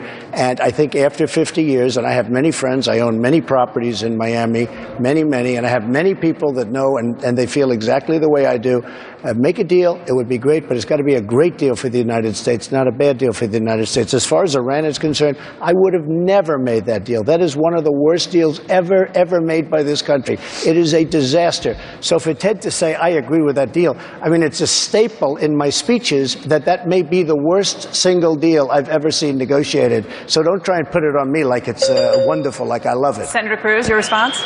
Well, look, I'll point out, first of all, it is a matter of public record that Donald supported John Kerry in 2004 over George W. Bush, and he supported Hillary Clinton, gave her 2 checks in a presidential campaign in 2008, and indeed, once she was Secretary of State, he described her as one of the greatest Secretary of States in history. And, you know, the point on the Iran deal, his answer to everything is if only someone smarter were in government, things would be better. No, we don't just need smarter people in government. We need leaders that are protecting American interests. And when it comes to Iran, Donald has said he would leave the agreement in place and try to renegotiate it, giving the Ayatollah Khamenei over $100 billion. That reflects you do not understand the radical Islamic terrorist that is the Ayatollah that wants to murder us. We need a commander-in-chief that understands our enemies, understands and doesn't give them billions of dollars to threaten our safety and security. I was against the giving of the money at all cost. I said don't negotiate at all until you get the prisoners back. If the prisoners don't come back early, 3 years ago, one of the longest negotiations I've ever seen, by the way. If they don't come back early, I was saying don't negotiate. They come back early. What you do is you take it back and you say either give us the prisoners or we double up the sanctions. And what we should have done is doubled up the sanctions and made a much better deal, because that deal is a disaster. But Ted, the money is largely gone because of incompetent and very poor negotiators. But that money, the $150 billion, is largely gone and already spent everywhere but the United States. Let's refocus this back on Cuba. Governor Kasich, a pair of entrepreneurs from Alabama and North Carolina have just received approval to build the first U.S. factory in Cuba, making tractors for small farms. This is a direct result of President Obama's new policy in Cuba that we've been talking about. If you are elected president, would you encourage more U.S. companies to do business like that in Cuba? No, I wouldn't. Listen, I think the problem with the administration, if you talk to our friends around the world, they say, what is America doing?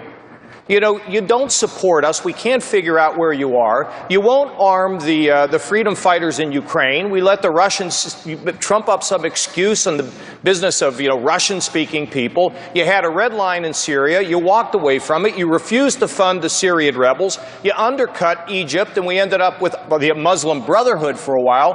And then we turn our back at Netanyahu when he comes to Congress to talk about his concerns of the Iranian deal.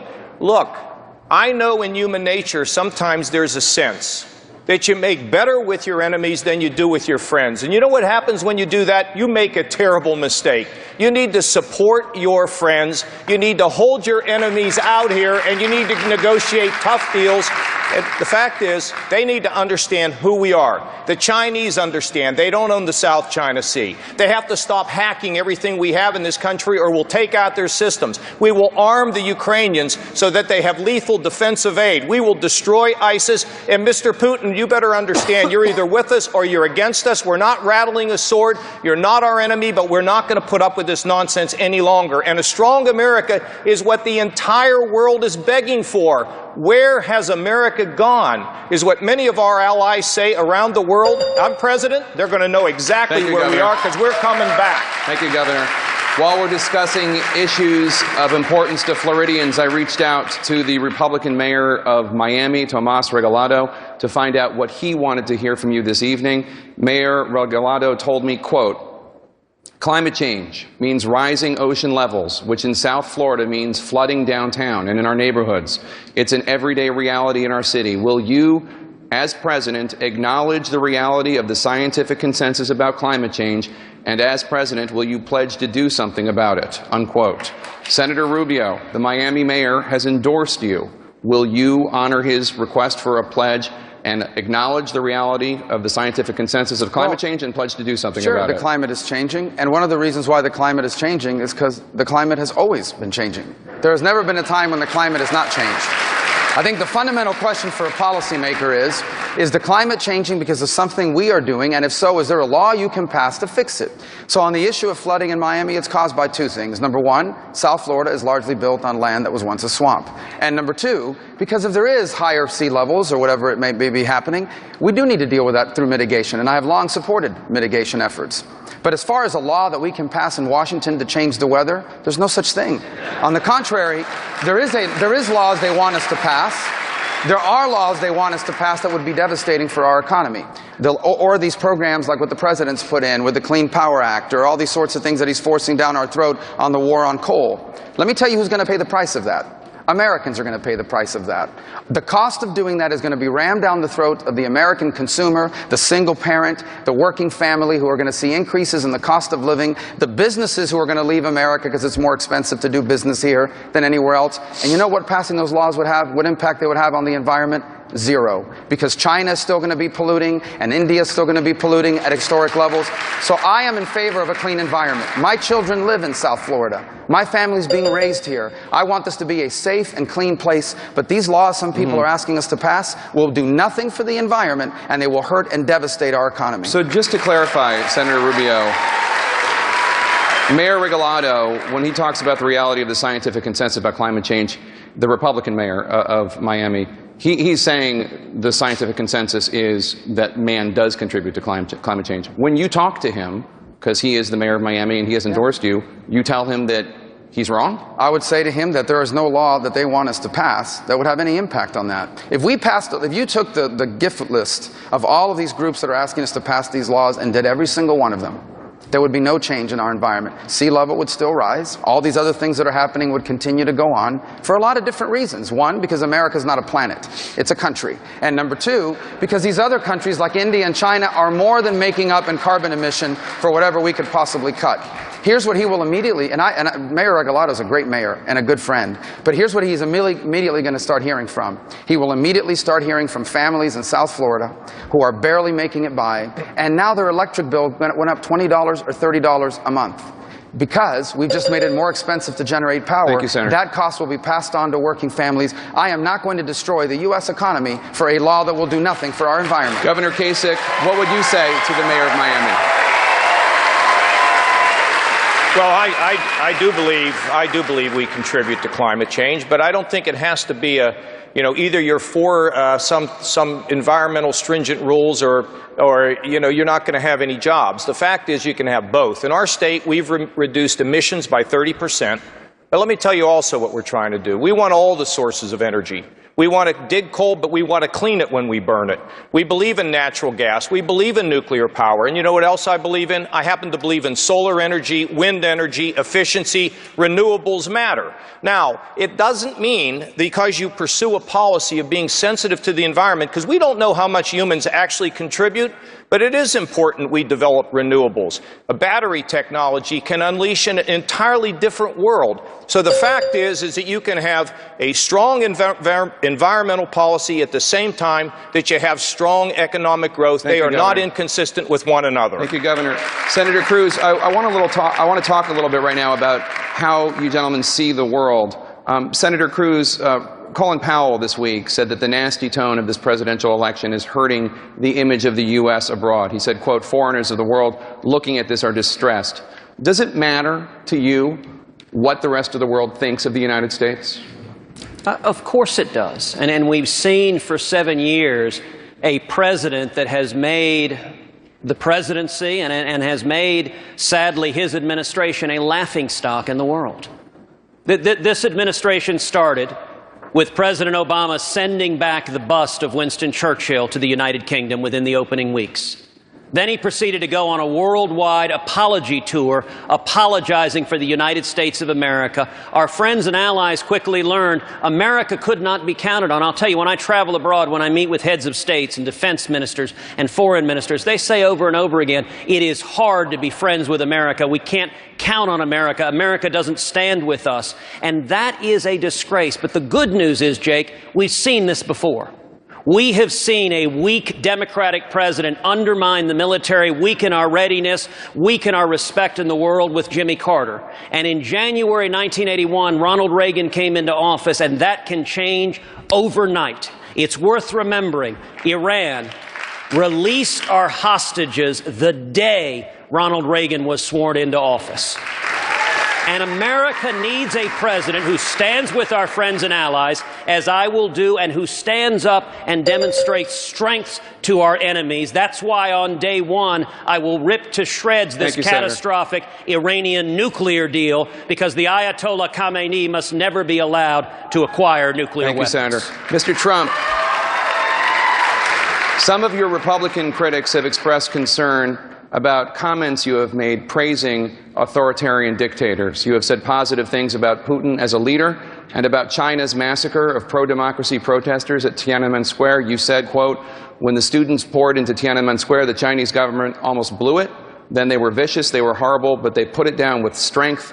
That shows you the power of strength.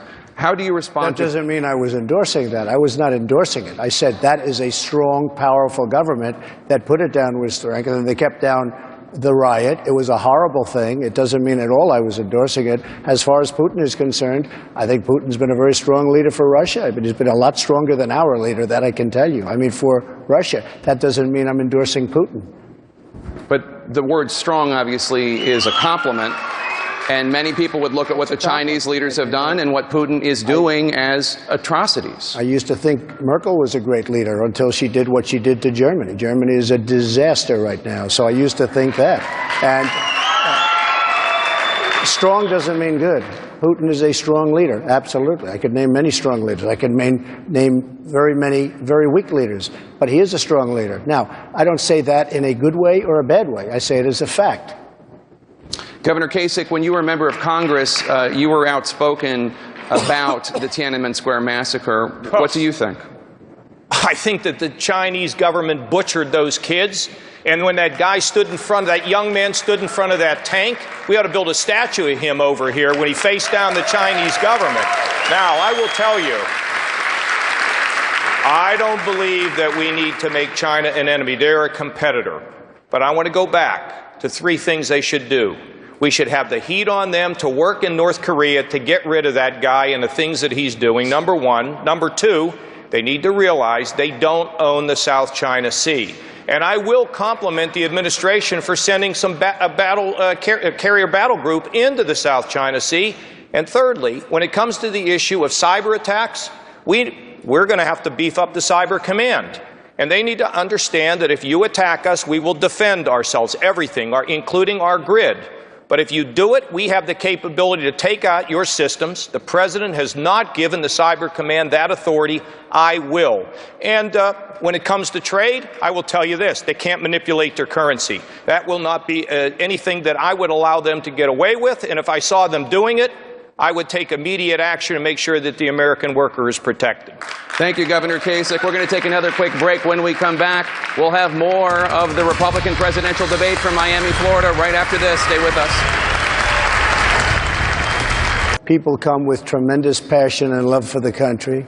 And when they see protests, in some cases, you know, you're mentioning one case, which I haven't seen. I heard about it, which I don't like. But when they see what's going on in this country, they have anger that's unbelievable. They have anger. They love this country. They don't like seeing bad trade deals. They don't like seeing higher taxes. They don't like seeing a loss of their jobs, where our jobs have just been devastated. And I know, I mean, I see it. There is some anger. There's also great love for the country. It's a beautiful thing in many respects, but I certainly do not condone that at all, Jake. Some of your critics point to quotes that you've made at these rallies, including February 23rd. I'd like to punch him in the face, referring to a protester. February 27th, in the good old days, they'd have ripped him out of that seat so fast. February 1st, knock the crap out of him, would you? Seriously, okay, just knock the hell. I promise you, I will pay for the legal fees. I promise, I promise. We have some protesters who are bad dudes. They have done bad things. They are swinging, they are really dangerous, and they get in there and they start hitting people. And we had a couple big, strong, powerful guys doing damage to people. Not only the loudness I don't mind, but doing serious damage.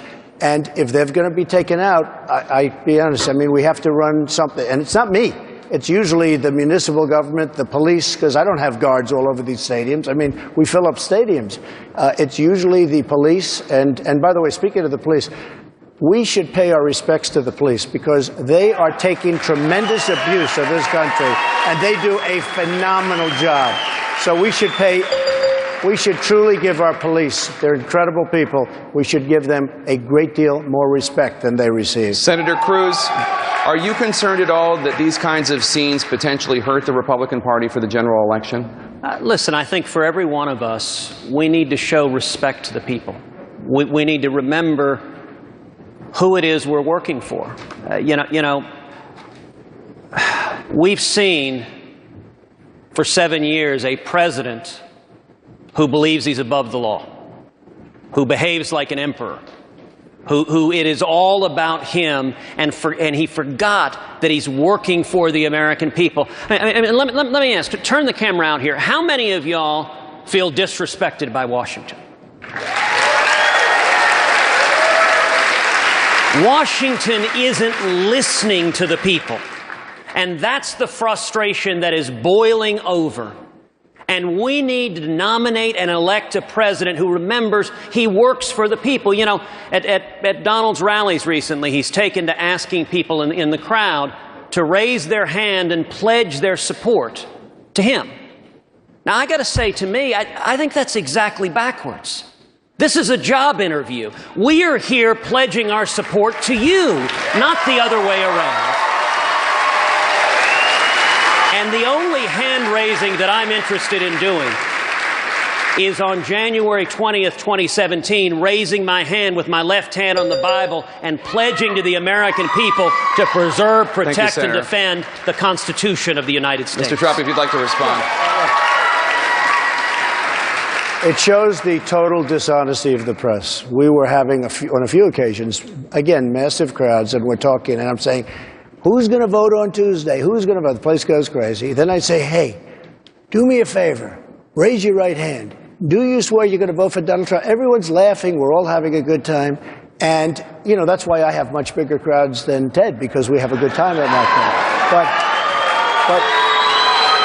But we're all having a good time. And the next day on the Today Show, and a couple of other places, not too many, because when you look at it, everyone's smiling, laughing, their arms are raised like this.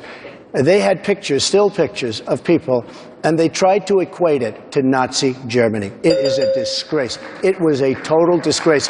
And I've had reporters, people that you know, come up to me and said that what they did on the Today Show was a disgrace.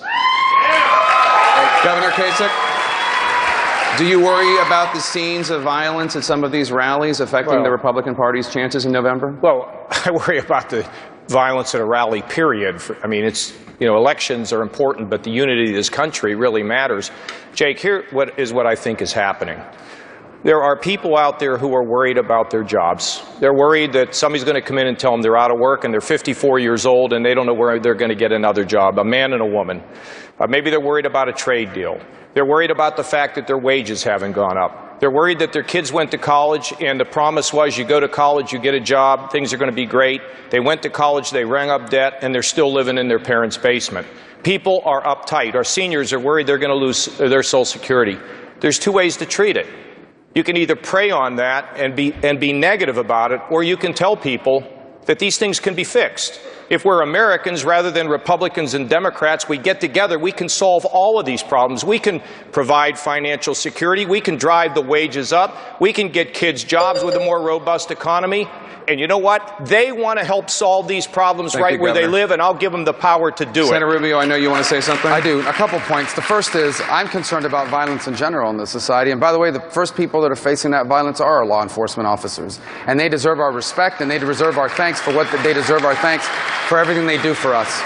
On the issue of anger, yes, people are angry. Of course they're angry. Every institution in America has been failing us for the better part of 20 or 30 years. But leadership is not about using the anger. The leadership is about using the anger to motivate us, not to define us, but to motivate us to take action. Being here in Miami is special. My grandfather lived with us most of our life, most of his life while I was growing up. And he would sit in the porch of our home and tell me all kinds of stories and things I learned about history. My grandfather was born in 1899 before there were airplanes in the sky. One night in the summer of 1969, he watched a man set foot on the moon. You know what he said when he saw that? He said, Americans can do anything. Americans can do anything. There is no problem before us we cannot solve, and we can solve it if we come together in a serious way in this generation. Thank you, Senator. And embrace all of the principles that made us great to begin with. Thank you, Senator. The math suggests that it's possible that not one of you will reach the magic number of 1,237 delegates before the Republican convention, which would mean a contested convention. Let's go back to Salem Radio's Hugh Hewitt. Thank you, Jake. Governor Kasich, the math and the map say that you can only become the nominee if, in fact, there is a contested convention. If we arrive on the shores of Lake Erie, Donald Trump has the most delegates. Why shouldn't the person with the most delegates, even if it's not a majority of delegates, be the nominee? Well, first of all, let's not, the math doesn't tell the whole story in politics. The great thing about politics, the reason why we watch it is because what's true today is not necessarily true tomorrow. So let's not get ahead of ourselves. Secondly, look, when you went to school up there in Salem, Ohio, okay, if you got an 86, you got a B. Because everybody else had an 84 didn't mean you got an A. So you just have to win enough delegates to be the nominee.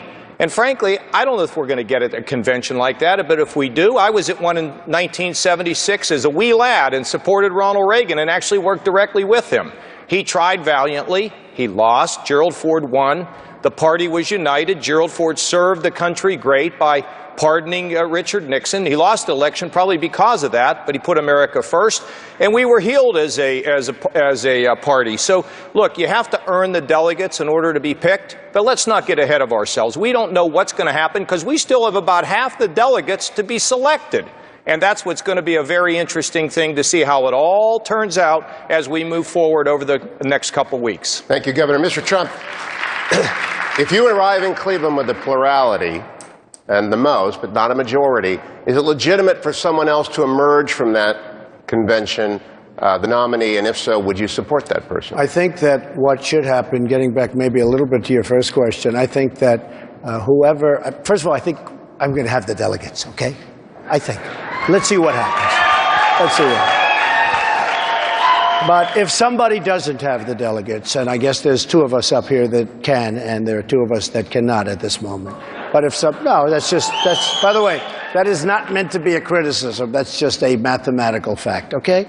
If two of us get up there, I would say this, if Marco, if the governor, if Ted had more votes than me in the form of delegates, I think whoever gets to that top position, as opposed to solving that artificial number that was set by somebody, which is a very random number, I think that whoever gets the most delegates should win. That's what I think. Senator Cruz, if you overtake Donald Trump at the convention, what will you do to take his very passionate supporters and keep them from bolting the convention and sabotaging the fall election? Well, look, there's some folks in Washington. Donald, you are welcome to be president of the Smithsonian.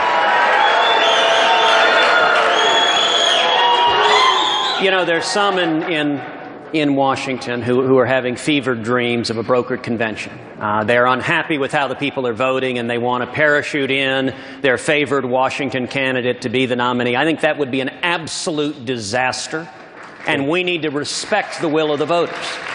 It's one of the reasons why in the course of this election, listen, everyone up here has worked very, very hard, but Donald is right. There are only two of us that have a path to winning the nomination, Donald and myself. At this point, I have roughly 360 delegates. He has about 100 more than I have. We have at this point beaten Donald in 8 separate states all over the country, geographically, from Maine to Alaska, from Kansas to Texas, all over this country. We have beaten him. And so, for the people at home, if you're one of the 65–70% of Republicans who recognizes that if we nominate Donald Trump, Hillary wins. That's why the media wants him to be the nominee so much. If you recognize that, then I want to invite you, if you've supported other candidates, come and join us. We are seeing candidates coming together and uniting. It's why Carly Fiorina endorsed me yesterday. It's why Mike Lee endorsed me today. I ask everyone to come together. Let's stand together and let's beat Hillary Clinton in November. Thank you, Mr. Trump, then to Senator Rubio. You know, I listen and I watch Ted on television and when he speaks, and he's always saying, I'm the only one that beat Donald in 6 contests, and I beat him. But I beat him in 13 contests. He never mentions that. And let me just tell you another little fact, little minor fact. I have about 1,600,000 votes during this primary season, more votes than Ted. The other thing is, I beat Hillary, and I will give you the list. I beat Hillary in many of the polls that have been taken, and each week I get better and better, and believe me, I haven't even started on her yet. Senator Rubio. Let me tell you what this election is about for me. And I get all the delegate math and all that debate. Let me tell you what it's about for me. On Tuesday night, I didn't do as well, obviously, as I wanted to, and I was a little bit disappointed when I got home. And my wife told me a story that night, which is the reason why I can get up the next day and keep fighting. There's a gentleman here in South Florida who just got out of surgery, and his doctors told him he needs to be home resting. But every afternoon he takes his little aluminum chair and he sits outside of an early polling center and holds a sign that says Marco Rubio. Because for him, I symbolize all the sacrifices that his generation made so their children could have a better life than themselves. That gentleman has not given up on me, and I am not going to give up on him. I am going to work tirelessly every single day because this election is too important. What's at stake is the future of this country.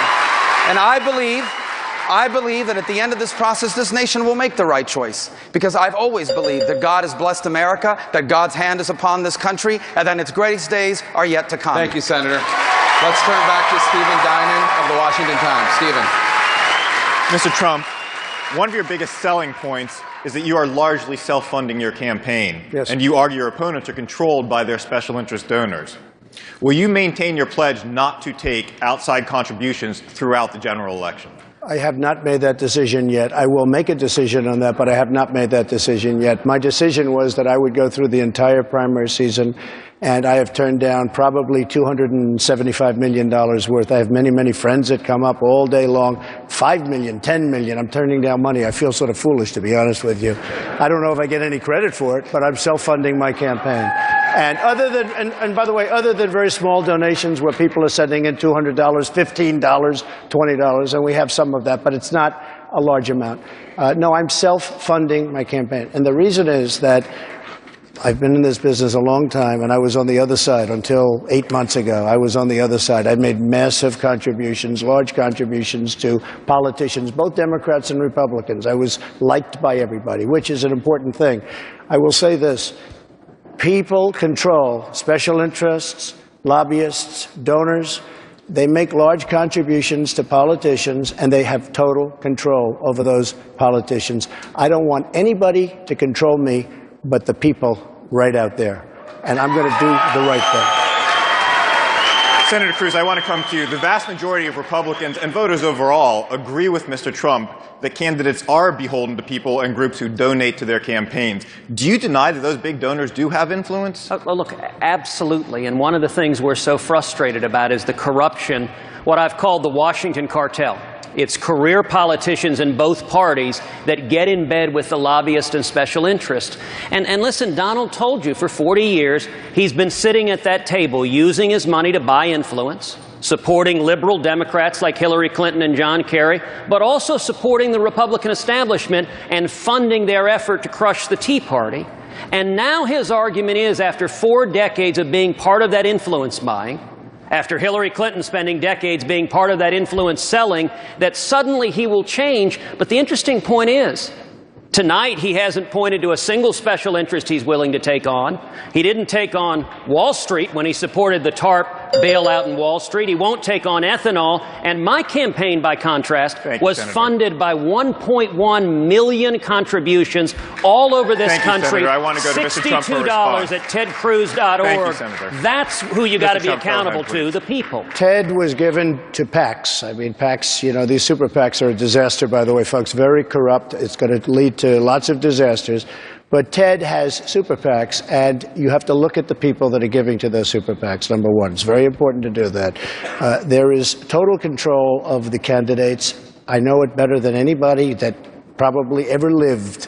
And I will tell you this. I know the system far better than anybody else, and I know the system is broken, and I'm the one, because I know it so well, because I was on both sides of it. I was on the other side all my life. And I've always made large contributions. And frankly, I know the system better than anybody else, and I'm the only one up here that's going to be able to fix that system, because that system is wrong. Thank you, Mr. Trump. Senator Rubio, I want to come to you with a question. At the last debate, you mocked Mr. Trump for being flexible. With so much gridlock in Washington, how can you expect to lead the country and get things done if you aren't willing to show flexibility? Well, I think you can be flexible about ideas. You shouldn't be flexible about your principles. About when it comes to ideas and working with people, I have a record of having done that.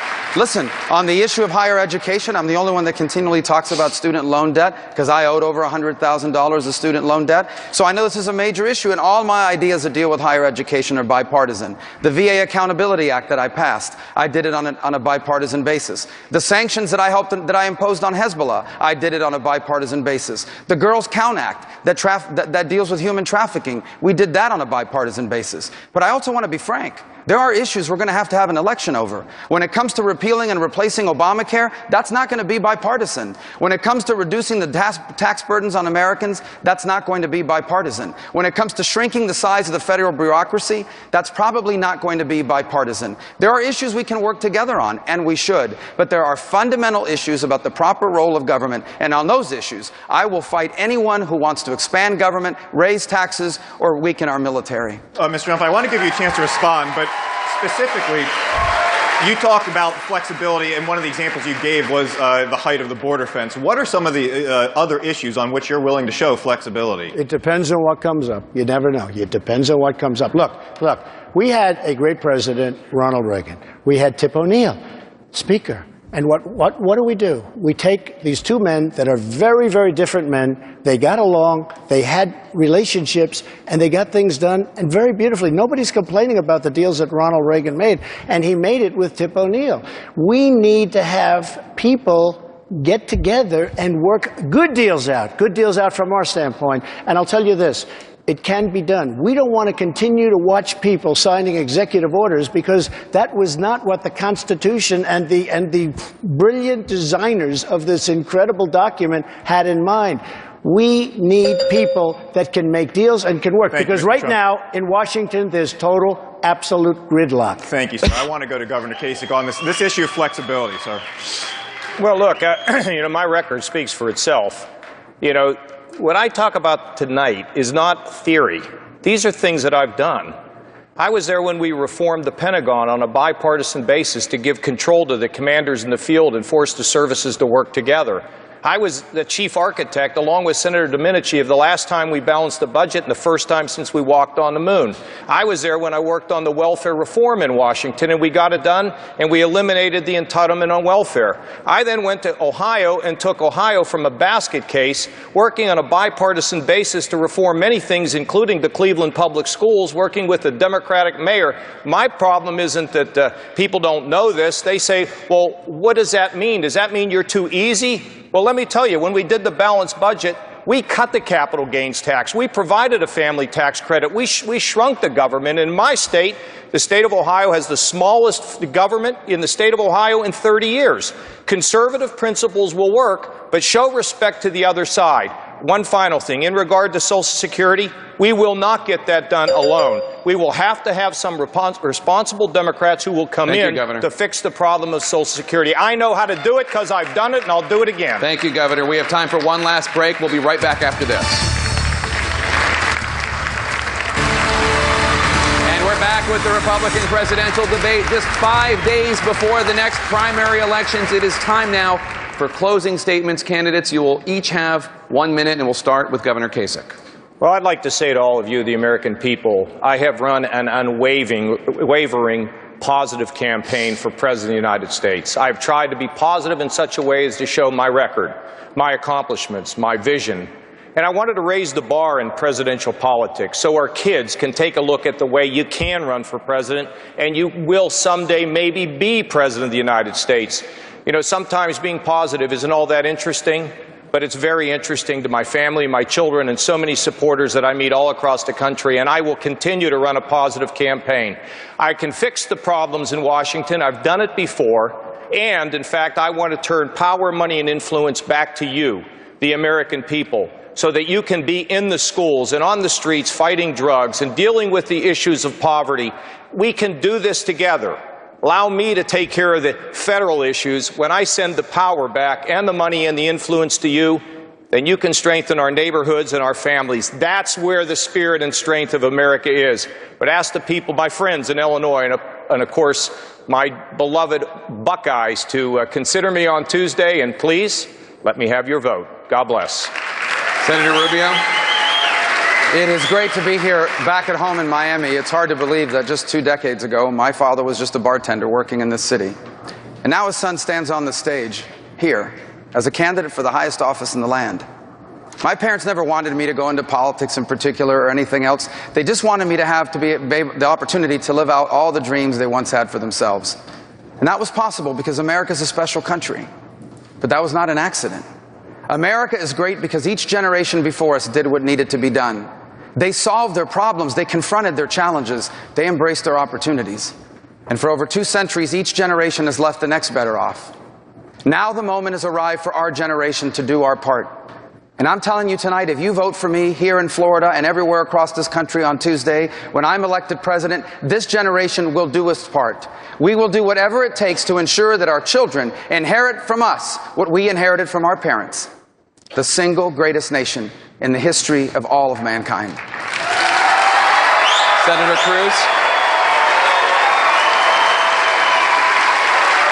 Senator Cruz. What an incredible nation we have, that the son of a bartender and the son of a mailman and the son of a dishwasher and a successful businessman can all stand on this stage competing and asking for your support.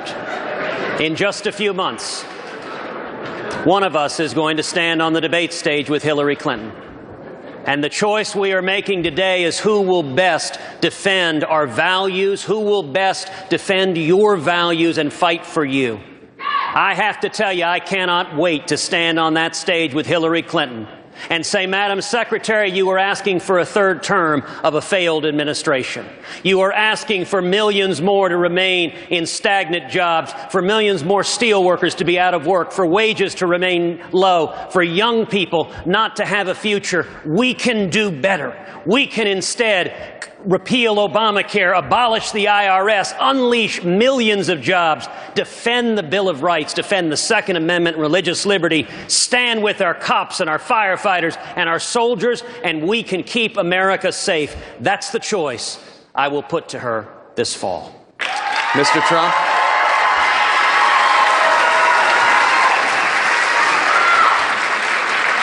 Thank you very much. The Republican Party has a great chance to embrace millions of people that it's never known before. They're coming by the millions. We should seize that opportunity. These are great people. These are fantastic people. These are people that love our country. These are people that want to see America be great again. These are people that will win us the election and win it easily. These are people that once the election is won, will be able to put Supreme Court justices up that will do a fabulous job. Because let me tell you, if we lose this election, you're going to have 3, 4, or maybe even 5 justices, and this country will never, ever recover. It will take centuries to recover. So I just say, embrace these millions of people that now, for the first time ever, love the Republican Party, and unify. Be smart and unify. And that concludes this 12th Republican presidential debate. We want to thank the candidates, the Republican National Committee, the University of Miami, and of course, each of you for watching. I'm Jake Tapper. Our coverage continues right now